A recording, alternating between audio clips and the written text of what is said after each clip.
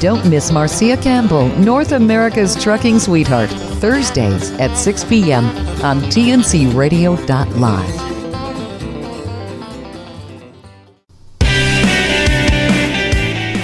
Hello and welcome to TNCRadio.LIVE. This is Truckers Life Radio. And now here's your host, Ron Frazier. Welcome to Truckers Life Radio. I'm Ron Frazier, here along with Derek Thompson. And our guest today is Doug Smith, who is the Senior Director of Dedicated Driver Recruitment and Enterprise Communication for Covenant Logistics. Doug, it's great to have you join us on our program here today. Thank you for coming. Absolutely. Thank you, Ron, for the invitation. Doug, we want to take this first part of our program, and if you would, I'd like you to share with our listeners so they get a sense of who you are. Would you tell us about your background? Where were you raised? Tell us what you want to tell us about your family background, your educational background, and what brought you to Covenant Logistics, or what brought you to the point of working for Covenant Logistics?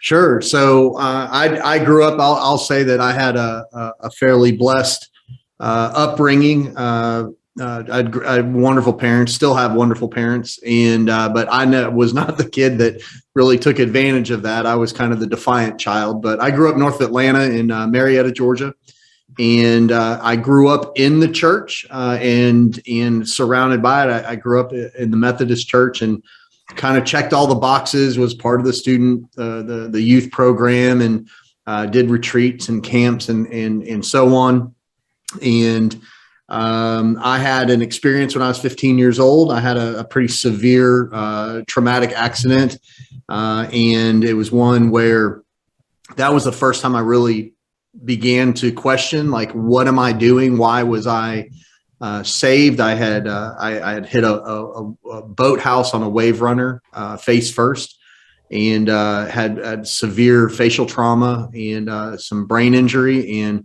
had actually flatlined, on that. My dad had saved my life. And so there was a lot of questions around it. So that was the first time in my life that I really gotten close to God.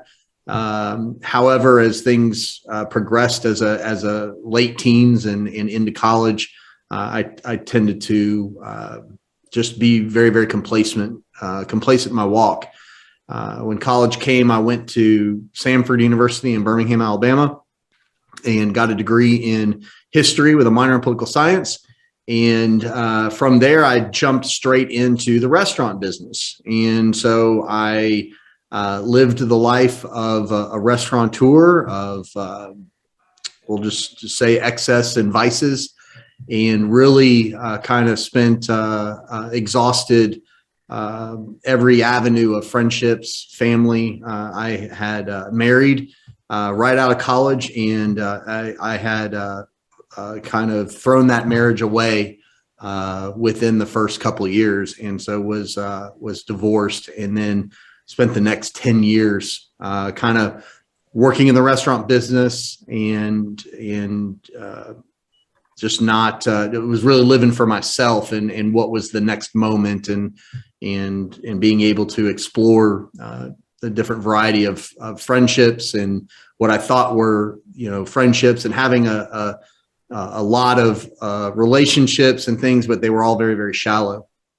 And I got out of the restaurant business and went in, and I was in car sales for about 6 or 7 years, working in just all over the Southeast, primarily in Tampa. And then I moved home to Atlanta, the Kennesaw, Georgia area. From there, again, the vices and living, my own way, finally caught up to me, and I was arrested for DUI twice within 5 months. And at that point, after spending a substantial amount of time incarcerated and locked up, there's always plenty of what I call the jailhouse Christians, where everybody reads their Bible in jail, and and so on. And so they were available. And so I finally pulled out a Bible and started reading it, and really just kind of starting going back to, different verses that I had heard, and started reading the other verses around it, and then whole chapters, and then whole books, and being able to better grasp it. And everything kept pointing back to a verse that was that I got every year on a birthday and on a Christmas card from my mother, which was, Jeremiah 29:11, for I know the plans I have for you. And it finally made sense. And so I was released from jail on December 5th of 2009. And that day, I basically was completely overwhelmed with the situation that I was in and helpless. And that was the day that I fell to my knees and just surrendered and just said, God, I don't know what your plan is, but you say you got one for me, and I'm ready. And so it's yours, and go from there. And so the next year and a half, a little over a year and a half, he worked on me, and I had an amazing amount of people that were around me that weren't active or very vocal believers, and they just loved on me, and they cared for me, and it helped me pick myself up from hitting rock bottom. And I had the opportunity. I was recruited to get out of the automotive business and move to Chattanooga, Tennessee in August of 2011. So I just celebrated 10 years here in Chattanooga, and came up to work for a training and talent development company here in town, and found a church. That was one of the first things I wanted to do. And I found a church. And this past Friday, the 16th of October, I actually was the 10th anniversary of the day that I met my wife. And we met in church. So, the old adage of, would you marry your current person that you're with in the place that you met them? And yes, I would. Right. So I met her in church, met her in a small group, and it was really cool. And her story is her own to tell. But she and I were walking the same path. We were walking our own paths, but we were walking towards each other. God had designed it around the same exact time.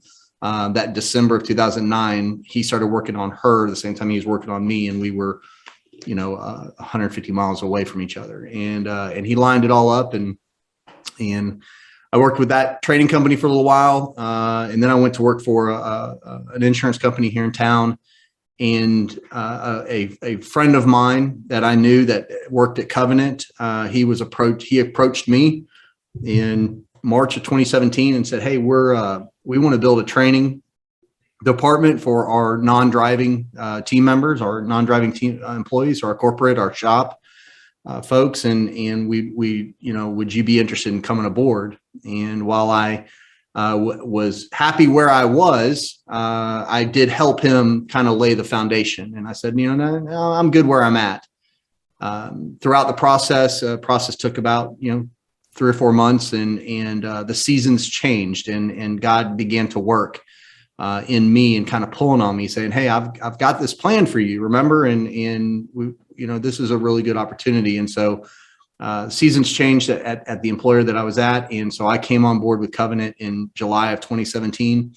I tell people to this day, Ron, you and I have talked about this previously, that Covenant is the first place that I ever felt called to come work at. My final job interview was with the CFO at the time, and it was at Cracker Barrel at 7 a.m. And from 7 to 7:10, we talked about the job. And from 7:10 to 8 o'clock, the remaining 50 minutes, we talked about our walks and our faith and our testimonies. And I got in the car and I called my wife and I said, "Hey, if they pay me the same or they even pay me less, I want to go work with Covenant."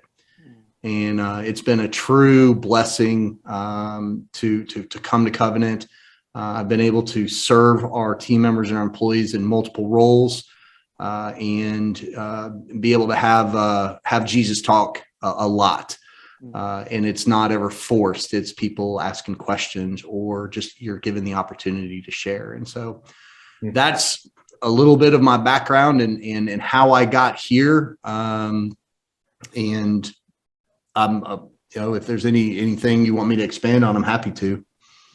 Well, we've got to go to break here in a few minutes, Doug, but I will ask you to expand on, most people will say that after they've had a traumatic experience, that has driven them back to God. That didn't seem to be your case. It seemed to be just the catalyst that started your pathway back to God. Can I assume that's the truth? Yeah, I think that, growing up the way that I did, we had always,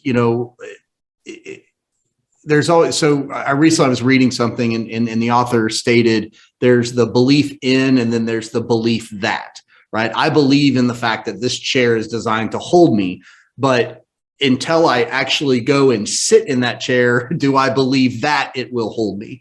And so my early part of my life was simply a believe in that I had exposure and I knew who Jesus was and I knew that he died for me, but I didn't ever believe that it was for me. So that instance when I was 15 kind of started opening the door and opening those questions to what is my purpose? What am I supposed to do? And I've always hung on to that. And it's always been continued through. So that was, yes, it was a catalyst for it. And then when I made my own self-inflicted traumatic instances of my arrests and other vice habits and things like that, it really kind of opened the door for him to do his work. Yeah.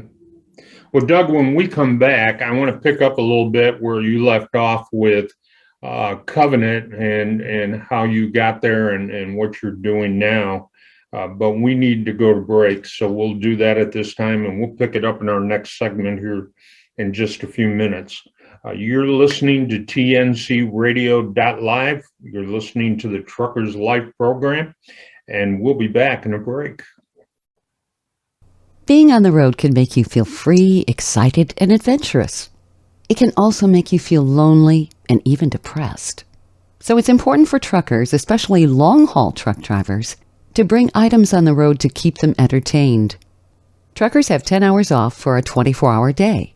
Depending on how long the driver sleeps, there can be several hours where the trucker has nothing to do. We've broken down the list of essential items to keep in your truck in several different categories. The second category we talk about is entertainment. Laptop or tablet. Bring a laptop or tablet and stream your favorite movies or TV shows. If you don't have access to Wi-Fi or a personal hotspot, you can still bring your laptop, some DVDs, and watch a movie. Game console. Playing games is a great way to keep yourself entertained. You can also play with your friends. Bring your Xbox or PlayStation and set up your own gaming station in the cab of your truck. Puzzles, crosswords, or cards. If gaming or watching movies don't interest you, bring some puzzles or crosswords to solve. You can also get a deck of cards and play games like Solitaire, March Same Rank, Devil's Grip, Klondike. Books. Reading books is a great way to pass time and improve brain connectivity. Some popular trucker books include The Highway by C.J. Box, Blue Highways by William Least Heat Moon, Paradise Valley by C.J. Box, Rough Way to the Highway by Kelly Mac McCoy. Exercise equipment. Truck drivers' health suffers from the lack of exercise.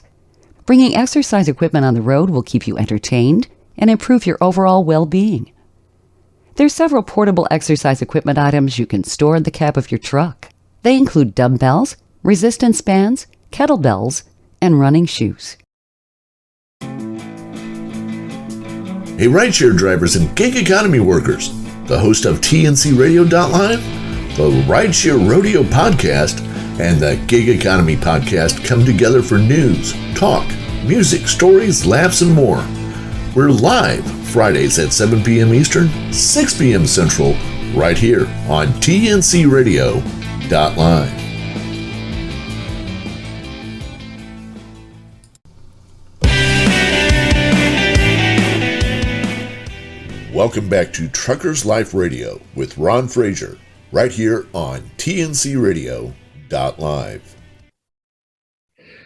This is Ron Frazier. I'm here at Truckers Life Radio along with Derek Thompson. We've been listening to our guest, Doug Smith, who is the Director of Dedicated Driver Recruitment and Enterprise Communication for Covenant Logistics. Doug, you left off sharing how you came to Covenant, your desire to work there, your call to work there.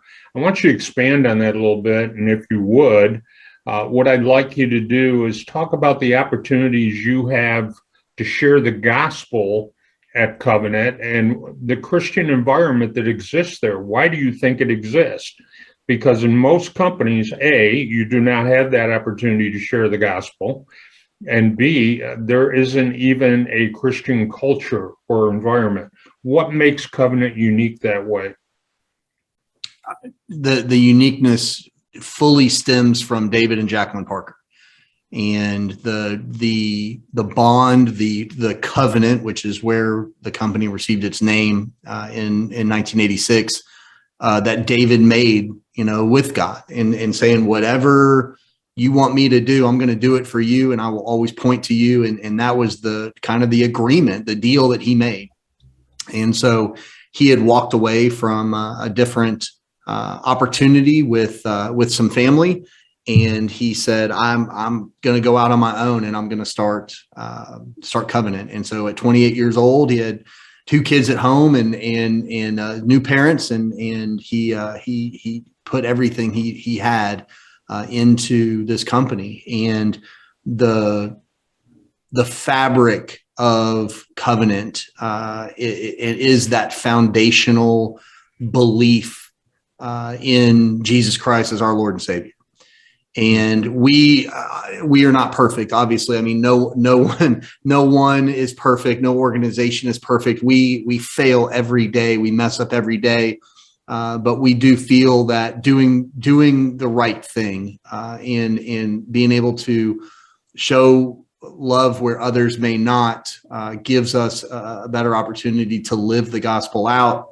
And David and I have conversations where there are a lot of people out there that preach and that they say, whereas Jesus clearly says in the scriptures that people will know that you're my disciple by how you act and how you love others. It's not just the words that are coming out of your mouth. And so those are the things that we look at, and those are what's ingrained within our culture. I think that, it's not, I think, I know we are an extremely diverse company with, right around, 5,000, 5,300 employees total, and including 3,500 drivers. We have diversity across the entire spectrum, and that includes our religious beliefs and so on. The one thing that I have not seen in my four and a half years here, or that I've heard of, is no one is forced to. There's no forced exposure, meaning that people are not put in awkward situations where you have to be a professed Christian, or you have to do this, or you have to do that. There is at the root cause of the first century churches, there's an acceptance. People have their beliefs, but it's our role to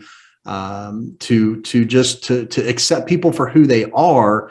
And while we're doing that, also show them the plan that God has for them, and that there may be a pivot that may need to change in people's lives. I've got a team now that I work with that a variety of stories and pasts, and it allows us to, as I mentioned in the first session, just have that Jesus talk. And people, we don't Covenant as faith-based as it is, and as Jesus-centric as it is. I don't feel, and have never gotten the sense that people feel judged here. We don't do that. Everybody loves John 3:16, but they forget about John 3:17, where he says that he did not come to judge the world, just simply to save it. So it's not up to us to judge either. And so we do that. And so ultimately it goes back to 1986 and just the foundation that David and Jacqueline Parker established and have been consistent with.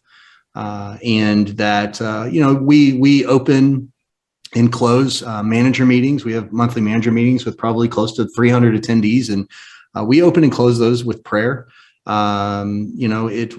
do have our own chaplaincy program here that's available. We have opportunities for the over 2 decades, for over the last 20 years. Every Wednesday morning, a group of people, including Mr. Parker and executive officers of the company and frontline team members, gather every Wednesday morning at 7:40, and we go over a prayer list of prayers that have come in from our team members, whether that they're drivers, our professional drivers that are out, and they're submitting them through our the driver application that they have on their phones, or if it's a team member that has emailed in a prayer request or anything like that. We do a small devotional, and then we pray. We read out all of those prayer requests, and the group as a whole prays over that. And that's been central to here in Chattanooga. But over the last 2 years, with the growth and the expansion of the company, we have close to probably 30 to 40 people that join us via Zoom as well, and participate in that way. So that's something that we consistently do as well. And so again, small conversations one-on-one that people can have with the people that they interact with and work with every day, to the devotional meetings that we have every Wednesday, chaplaincy, emails and messages that go out, availability for those chaplains to be able to talk. We have a dedicated chaplain specifically for our professional truck drivers. We have a dedicated chaplain specifically for our warehouse associates, and so on, and so on. But everything is, I like to say that everything's seasoned with a little bit of love in all that we do.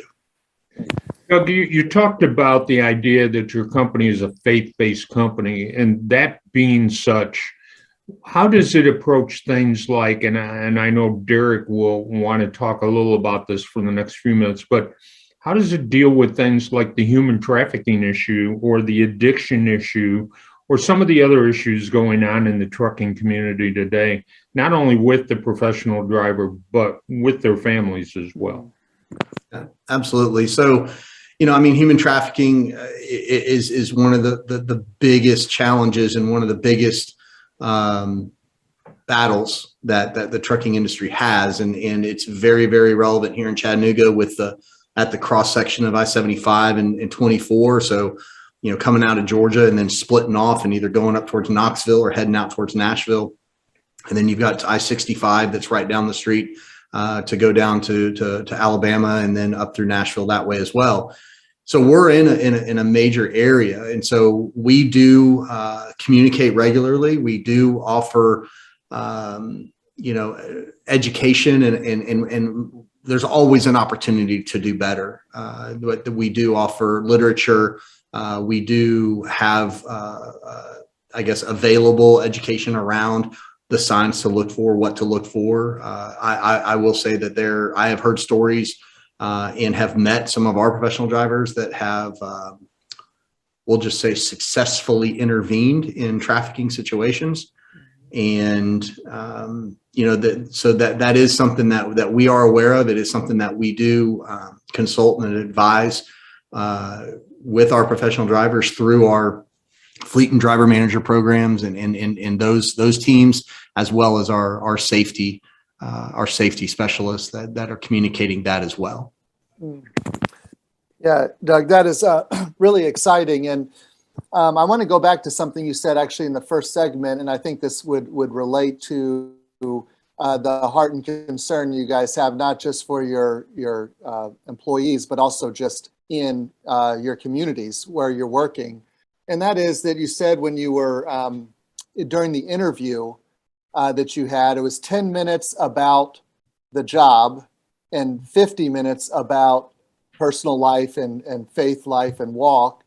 And I wonder how that is experienced within the company, that there seems to be part of the culture is we care about you as a person. We care about the community we're in. It's not just, what can you do for me lately kind of thing, the focus on kind of just using people to accomplish a job rather than caring about people.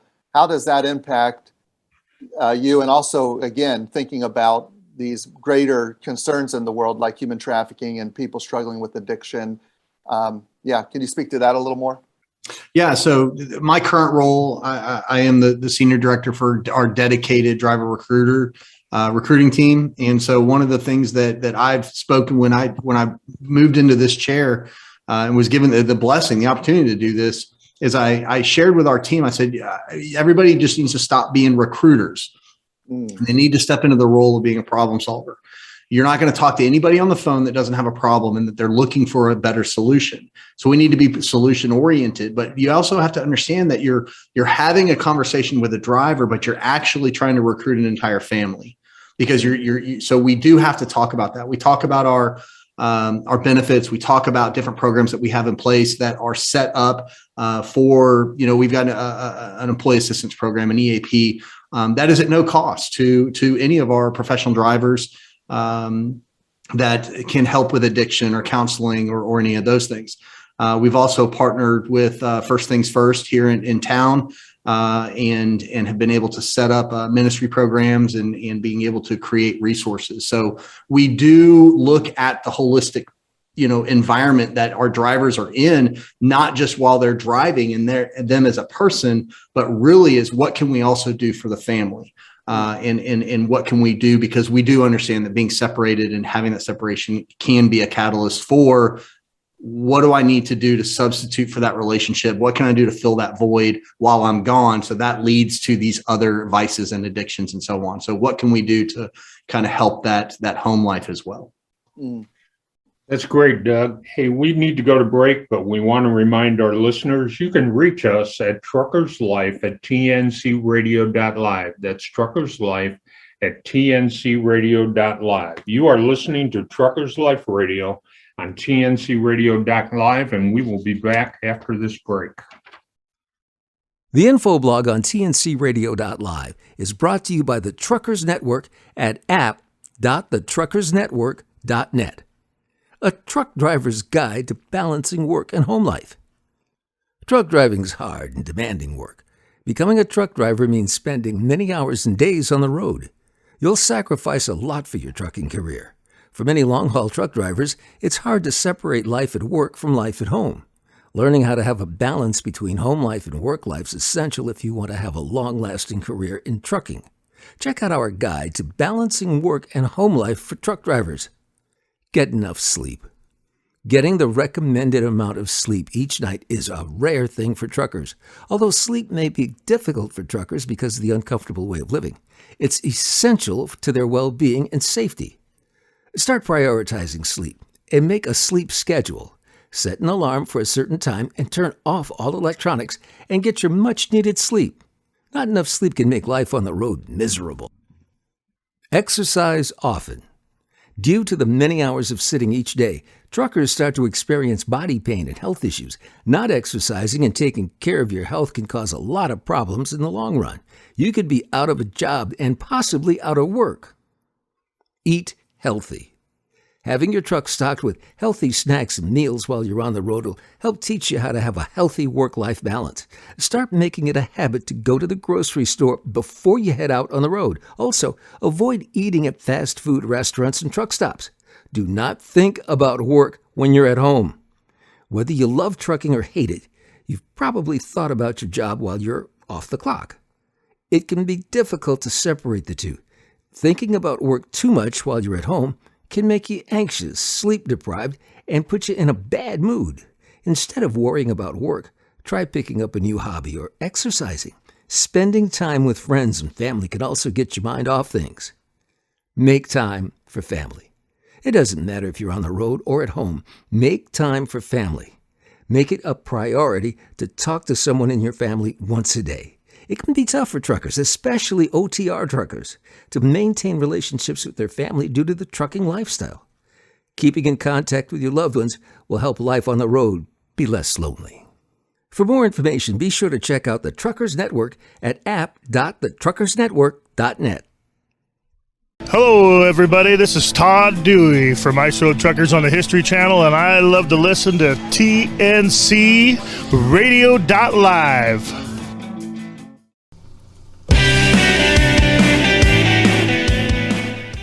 Welcome back to Truckers Life Radio with Ron Frazier, right here on TNCRadio.LIVE. You're listening to Truckers Life Radio on TNCRadio.LIVE. This is Ron Frazier, your host, along with Derek Thompson, and we have been talking to Doug Smith from Covenant Logistics, and we've had some amazing conversation going on. Again, we want to remind you that if you've heard something here or something has stirred your heart, you can reach us at Truckers Life at TNCRadio.LIVE.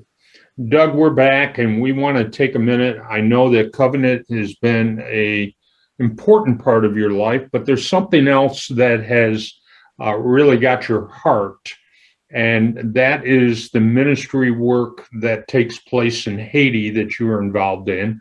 So I want you to take some time here and share your ministry, what you do in Haiti. Why do you have such a heart for that country? And as you know, right now, there's just a tremendous turmoil down there. Share what it is you do on your trips there and the changes you have seen from your first trip to that country until now. Yeah, so Haiti, I just there. It's weird. I can't explain it. It's truly a God thing that has planted it for me. My wife and my kids and I just got back from a vacation that we went on, and we actually we went on a cruise, and one of the ports was the Dominican Republic. And so the for those of you that may not know, the Dominican Republic shares a border, the island of Hispaniola, with Haiti. And I told my wife, I said, it's so weird to be here and so close to Haiti and not be able to go home. Mm-hmm. And she looked at me, and she didn't really understand what I was saying at first. And then it kind of clicked. And especially because we had heard about the recent rise in kidnappings and abductions of Christian missionaries and so on. And unfortunately, that's always been a piece of what's going on and what has happened in Haiti. But at the same time, the recent spike in it and the violence around it has even caused some concern and raised the eyebrows of people in Haiti. And so we're definitely praying for that. But in 2017, the church that I'm blessed to be a part of here in Chattanooga, they had a college mission trip that was going to go to Haiti. And they needed some chaperones. And so I've worked with our student ministry since 2011. And so my wife and I, we went as chaperones, and we met a gentleman named Malcolm Henderson. And Malcolm is a doctor. He's a surgeon by trade that moved his family down to Haiti a number of years ago. He walked away from a surgical practice in Chicago and has a passion for sharing the gospel and really kind of getting into the world of voodoo. And so Haiti is the poorest country in the Western Hemisphere, and it is the capital of the world when it comes to voodoo and dark and demonology and so on. And it's different. When I say voodoo, people think about voodoo dolls and all this other. It's like if you took a voodoo doll from New Orleans or wherever and you went to Haiti, they wouldn't know what to do with it. They just think it's a child's toy or things like that. But the voodoo, the exposure to the darkness, and we as Christianized Americans or American Christians or Western Christians, we hear the term spiritual warfare, and we just kind of chalk it up to, well, it's not really what's happening, and it's a kid's tale. And we hear about the Old Testament of Elisha and him say, praying, God, allow my servant to see, and he opens his eyes and he sees all the chariots of fire and that have surrounded and the enemy and the battle that happens. And it's a very, very real thing. And we had a somewhat, scary experience the first year we went. There were the government obviously has been in turmoil for decades. And in the way that the people generally let the government know they're not happy as they establish roadblocks and they, and so on. And so one night, we're in the southern part of Haiti, so we're outside of Port-au-Prince. We're down near Jacmel and Marigot. And that night we spent 4 hours walking through 12 different roadblocks, and it was quite a spiritually challenging moment for safety and so on. But I fell in love with the people that we met. We fell in love with the people that there's one gentleman there. His name is Latigue, and he was a voodoo malefactor, which is one of the highest voodoo priests that you could get to. And the term malefactor was there because he was one of the worst of the worst, human sacrifice and everything. But he is one of the most genuine hearts and one of the most amazing smiles that I've ever seen in my life. And to hear his story and hear his conversion and to see the passion that he speaks with when he's ministering to groups, whether it's children or widows or just groups of people that we go to these medical clinics on, and he's on fire, for the gospel, and he tells his story. And that's what I love about Haiti. And that's what I love about, Covenant. We talked about Covenant in the last segment, but the ability that when people say, hey, well, here's my testimony, and they talk about the minute that they surrendered, without the realization that a testimony is any time that God or Jesus is working in your life, and it allows you to have that basically a 3-point program. This is how it was. This is what happened, and here's who I am now. And so I've used my story of my incarceration, of my drug addiction, of we'll just say addiction to relationships and things like that. They're all the same that people in Haiti have as well. And while I don't speak Haitian Creole, they can relate to the stories that I have. And so, and I can relate to them, and it allows me to hear their stories of how some have overcome it. And also it allows them to hear how I've overcome it. And really the tool that I get to use is I get to talk about Christ, and I get to talk about being a new creation and all of that. While it's important to remember where you came from, it's not that all of that is no longer me. I am new. I am a new person, and there's hope. And that's the biggest thing that is missing from Haiti right now is hope. And the gospel is just wrapped in hope and love. And Haiti has some of the most beautiful people, and they are so joyful. They're not just happy. They're full of true joy. And for being in the situations that they have, where they live in a shack, or they have no shoes, or they live on less than 30 cents a day. But they will sing their hearts out, and the ones that are believers and the ones that are followers of the way, it's inspiring. I think that God works more on me when I'm down there than I feel like I'm a vessel to allow him to work in others. And so it's an amazing experience.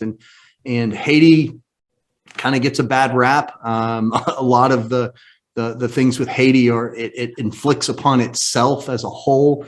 But there is a continued prayer, and there's a lot of people that love the country of Haiti, that love the Haitian people. And just over the last 4 years, I mentioned this earlier before we came on the air. I just don't know how many bottoms there are for Haiti to hit.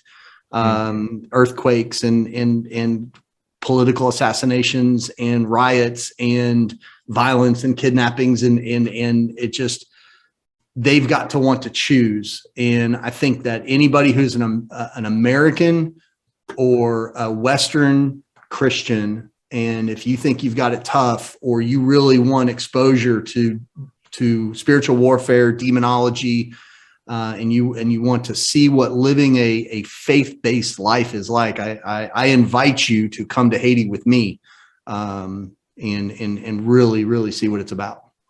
Doug, I know that my son had been going a couple times a year down to Viaboot. And when you say it's difficult not to go home, he's repeated that a few times to my wife and I. But one of the things he will always say is something that you said: they have nothing. But if you listen to them worship, if you look at the smiles on their face, they have a greater love for God and a greater reverence of God than we do here. It is not about what they have. It is truly about their love of God. And I think that's what you were trying to share with us. That impacted me tremendously. What drives that? You've got churches down there that get destroyed by storms, and they're still praising God. They're wearing their best clothes. They're out there doing whatever they can do, and they don't sense a hopelessness, even though they are looking hopeless as we would classify it. Yep. And I think that's where the lessons that we can apply is that,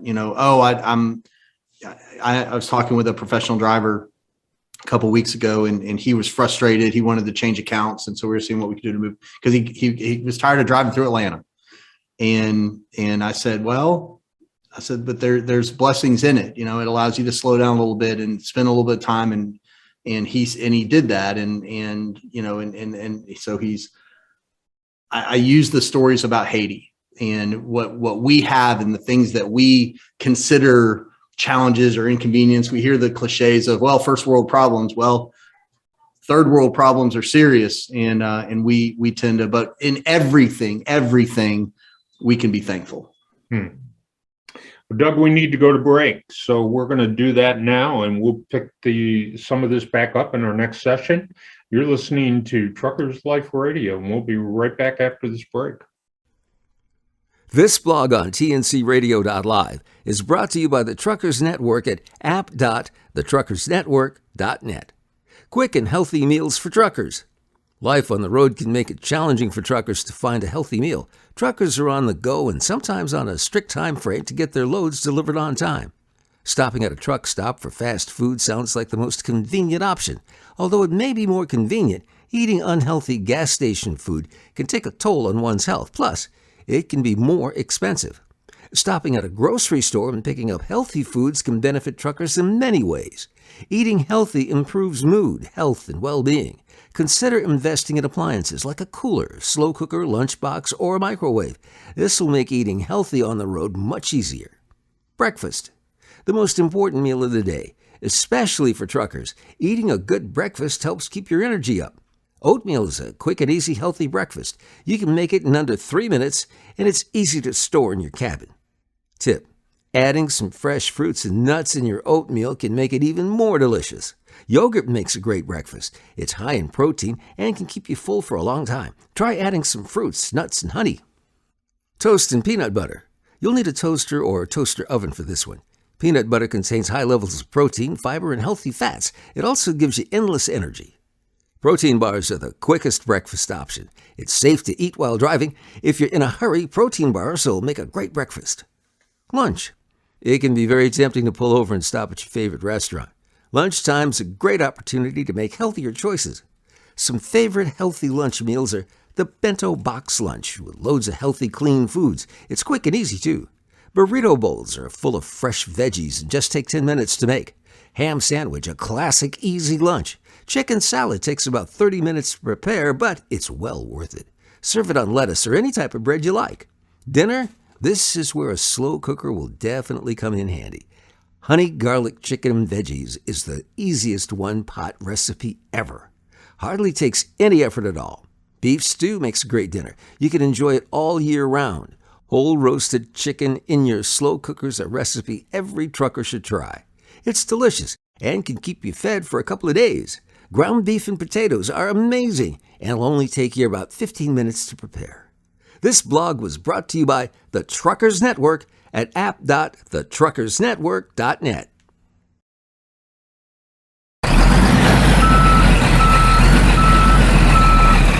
You're listening to TNCRadio.LIVE, Remember to tune into the Truckers Network radio show with Shelley Johnson weekdays at 3 p.m. Central, 4 p.m. Eastern.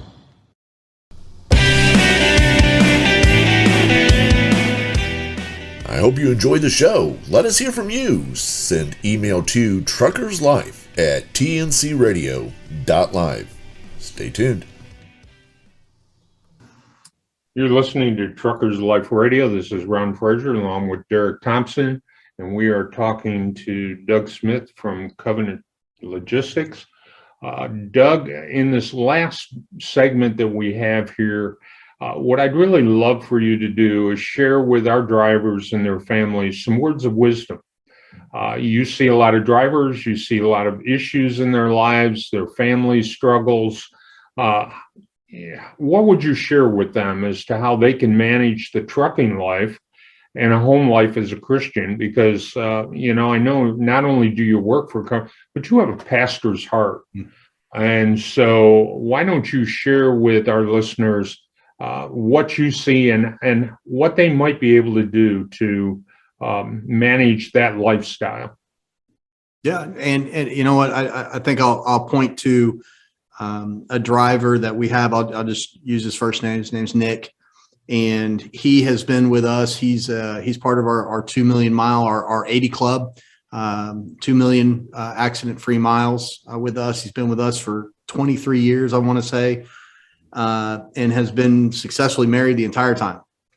And he'll tell you personally, he says there are a lot of days that his wife doesn't like him very much, but they love each other every single day. And it's their faith that has kept it centric. And so, I talked to him, actually, I traded texts with him over the weekend in preparation for this. I said, Nick, what's the secret? And I think the best answer I could give is his, in the sense that he said, if I'm at home and I am walking in the walk, I'm the spiritual leader of the house. The spiritual leader of the house doesn't change when he leaves and he goes out on the road. And so he's very, very intentional with his walk. He makes time for God each morning and each night. He also makes time to ensure that he communicates with his wife and his kids. And one of the things that has sustained that, he found, was about 10 or 12 years ago, they started doing devotionals together. And so they would, whenever he was on home time, they would each get a devotional book, and they would have, assigned reading, or they would agree on what they would read and what they would focus, each day. And they do that in the morning separately, and then in the evening when they talk, they go through that and they have those conversations. So that's one way. That's because there are so many. It's amazing, right? Like the Christian, the history of Christianity and so on, even before Jesus, is we have that 400 years, right? That the silent years, where the Roman Empire is being built. And you have the roads that would later carry the message of the gospel. You had the Greek language that was the official trade and commercial language, and so across the empire. So I think that today we live in the timeline where there's more available resources and information to us, no matter where we are. If I'm at home, if I'm at my desk here at Covenant, or if it's for one of our professional drivers behind the wheel. They have resources available to help educate and develop and just increase that connectivity with Jesus and their Lord and Savior, but at the same time with the people that they're living life with, whether it's their spouse or their children or their friends or small groups from church or anything like that.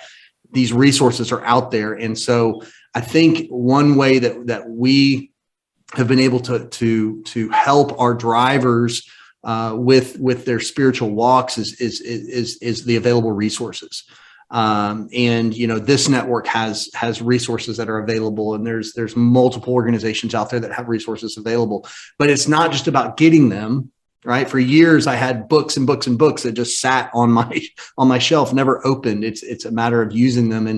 And so one way with a home life that can help balance that out while our professional drivers are on the road is continuing that communication and understanding that the role of the faith leader in the house and so on doesn't change once they walk out the front door and they start their rigs up.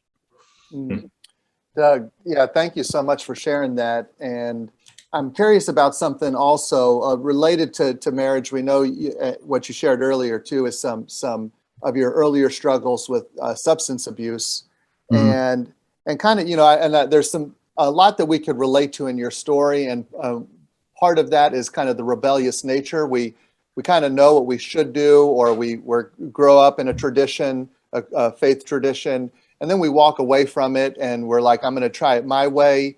And I wonder for you, because I feel like there's a lot of drivers that could relate to this, that are maybe going down that path, are struggling. What were some of the warning signs along the way as you were kind of doing it your own way, as you said, and struggling? What are some warning signs that maybe some drivers could be looking at that says, hey, you know what, this path isn't really taking me where I ultimately want to go? And then also too, along with that, what did it mean for you to surrender, and getting to that point?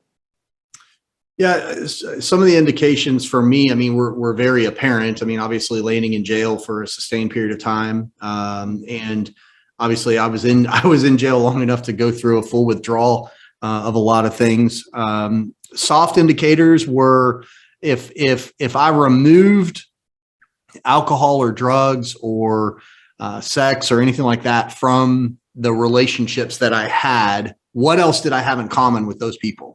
And if I didn't have anything else in common with those people other than that substance or that vice, then that's where I realized I'm probably hanging out with the wrong people. There were, physical care. I mean, you see physical ailments. You begin to question a lot of things. Depression is one.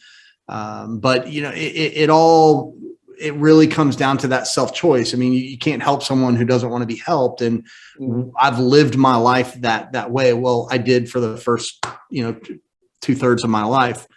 And finally I just realized I can't do it on my own. And I needed help and I needed guidance. And so a true surrender is really for me, and it's different for everybody. It was the actual posturing before God and getting on my knees and just weeping and just saying, I can't do it, and verbalizing it out loud and just verbally surrendering, I can't do it, and asking for help.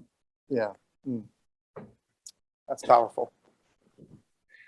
Well, Doug, before we run out of time here, I'd like you to share with our listeners, if they have an interest in Covenant logistics, whether that be driving or some kind of position, or they just want to hear more, how could they go about reaching you folks? What is the best way for them to contact you, and who would they talk to? Sure. So any general information about the company, our history, the executive leadership team that we have, what we focus on as far as a business in the logistics space, no longer just trucking, but in the warehousing space as well, and brokerage, 3PL, and so on. They can go to covenantlogistics.com, and that will give a good history of everything. If any of listeners, if you're curious, I'm not saying if you call us and that we're going to make you do application and do all this stuff to come to. If you're just curious about what it's like to drive for Covenant and be a part of the career paths that we have, a goal that we have is it's your very last first day, right? Like, so if we've got folks that drive OTR for us on the Covenant side, then, and they want to move to a dedicated account, then our Land Air team can definitely, we open those up. So drive for the number 4. So drive4covenant.com or drive4landair.com. Each of those will allow you to connect with one of our professional recruiters that can answer any questions out there. Again, they're solution driven. They're not, you're not going to talk to a salesy recruiter. Doug, it's been a real pleasure to have you on the program today. and to hear all of the information that you gave us, but more than anything else, just to hear you're a real person like we are. And even though you work for Covenant, you have been through your struggles as we have been through ours. And many of our listeners have been through the same struggles or are going through them. So we thank you for what you have brought to the table. Thank you, Doug. No, thank you. We're all walking the same path. Yeah, thank you, Doug. Hey, Ron, fantastic show. That was really great. Doug is certainly impressive, and what they're doing over at Covenant Logistics is really impressive too. What do we have coming up? Tom, I'm excited about what we have over the next couple of weeks here. I want to make sure that our listeners join us next week when our guest will be Brad Huddleston, and Brad will be sharing or talking with us on the subject of digital cocaine. And our listeners are definitely going to want to hear what he has to say about that. And following that, the week after that, we will be interviewing Ellen Boyd, who is the head of Women in Trucking. And I've asked Ellen to talk about the aspect of just that. What's it like to try to be a woman to break into the trucking industry, not only driving, but dispatching and working within the industry itself. And so we will be talking to her. And following that, we'll be talking to Robert Palmer, who is the founder and head of Truckers Final Mile, which is an organization that helps truckers with financial needs, and not just financial needs, but physical needs, as far as maybe something's gone on at home or their house. And so they arrange to help truckers in that area. And we have a relationship because of our Truckers Life Foundation, where we also help truckers. So this is a good partnering. So we've got 3 programs coming up that our listeners definitely will not want to miss. So we ask them to join us on Truckers Life Radio on TNCRadio.LIVE.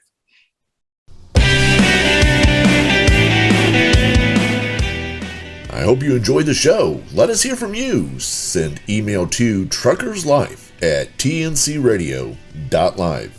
Stay tuned.